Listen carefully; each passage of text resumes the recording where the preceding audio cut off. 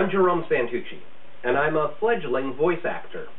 Now, back when I first wanted to start voice acting, a long time ago when I was a kid, to be a voice actor, you had to get an agent, you had to go to studios and audition and that sort of thing, and it never happened for me. But now, because of the internet, in the last, 8 years maybe, you don't have to do that anymore. You can record at home. Jobs are posted on the internet, you audition at home, record at home, send your audition in over the internet. If they hire you, you record the job at home, send them the audio, they edit it together, make their commercial, whatever. So in the last couple of years, I decided I'm going to give this a try. The first thing you need is an adequate place to do your recording. Now, what do I mean by an adequate place to record? Well, you don't want a lot of echo or reverb. You don't want ambient sound getting into your recording. You want it to be just your plain voice. So some voiceovers, the big name guys, have a studio built into their house. I can't afford that. Other voice actors use what's called a whisper room, which is a prefab, like 3x4 room that's made specifically for doing voiceovers. They're a few $1,000s, also well outside of my price range. Yet other voice actors use a walk-in closet. Closet is about the right size, and it's lined with clothing that's a great sound absorber, so you don't have a lot of reverb or echo. Well, that's about my price range. Unfortunately, my house doesn't have walk-in closets. So what am I going to do? Well, I decided that I could use one of the closets in my house and build some walls to expand that closet outward and make my studio that way. So this is it. This right here is one of the closet doors. There's another closet door on the other side of the studio. Okay. These walls are modular, meaning that I can move them around. They're about 2 feet wide and 7 feet tall. They're made with 1x3s, framing it, and then on the outside I have plasterboard. I have drywall.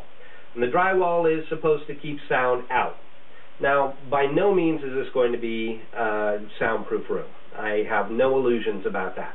But it does an adequate job of keeping out the ambient sounds. If my neighbor's dog is barking, provided it's not right outside my window, which it sometimes is, as long as it's not right there, this does an adequate job of keeping that sound out. Okay, so drywall on the outside. The inside of the wall is rock wool insulation, and rock wool is a great sound absorber. On the inside of the wall, rather than having a hard material like drywall, I have carpet, and the carpet holds the rock wool in. Carpet is also a sound absorber. I've wrapped the walls in muslin to try and make them a little bit more attractive, though that didn't really work as far as the attractiveness. So I've got another material, a blue fleece, that I'm going to be wrapping the walls in to help them fit into my blue room here. Okay, this right here is moving blanket. Moving blanket is another great sound absorber. And so I've got a moving blanket that's draped over to line the inside of these walls a bit. It drapes over the inside of the walls, and that's because I've got some gaps here between the walls. And they're not huge gaps, but just to help seal that a little bit, I've got the moving blanket. I've got a second moving blanket that I've attached to a piece of wood that goes over the top. Okay, so this is the ceiling for the room, and this I can move if I don't need. These walls, like I said, are modular. I can move them. If I have a guest staying in this room, I can collapse this down so it doesn't take up all this space. Okay. This door is one of the doors to the closet. The other door to the closet is on the other side of the studio. The door to the closet is lined with acoustic foam. Acoustic foam is a great high-frequency absorber. So I've got low-frequency absorber in the rock wool, high-frequency absorber in the acoustic foam. Now let's take a look inside the studio. Alright, there is the acoustic foam. So we come inside here. Let's look up. There you can see the blanket up top attached to the piece of wood that strings over the top. You can see the other door there lined with acoustic foam. I've got a lamp. You can see the blanket covering the inside of the walls there, covering the gaps. Okay. There's my microphone. My microphone is a Samson C01U The U stands for USB. So up at the top there, that cable is a USB cable that attaches directly to the computer. That way I don't need any kind of preamp or interface. You can see that the microphone is in a shock mount. That means that if I accidentally hit the microphone stand, it doesn't shock the microphone, and the microphone stays isolated. I've got a homemade pop filter. The homemade pop filter is made out of a knitting ring and a stocking, a pair of pantyhose. I also have another pop filter on the microphone. I pop a lot when I talk, so I need a double pop filter. Okay, attaching the pop filter to the mic stand, I just used a bent wire, just a clothes hanger. So all of this is done on the cheap. Behind the mic, you see another one of those walls. I made 4 modular walls. I've got 3 as the outside walls to the studio, and the 4th one behind the mic. The computer's behind that wall because the computer makes some noise. It's got a noisy fan.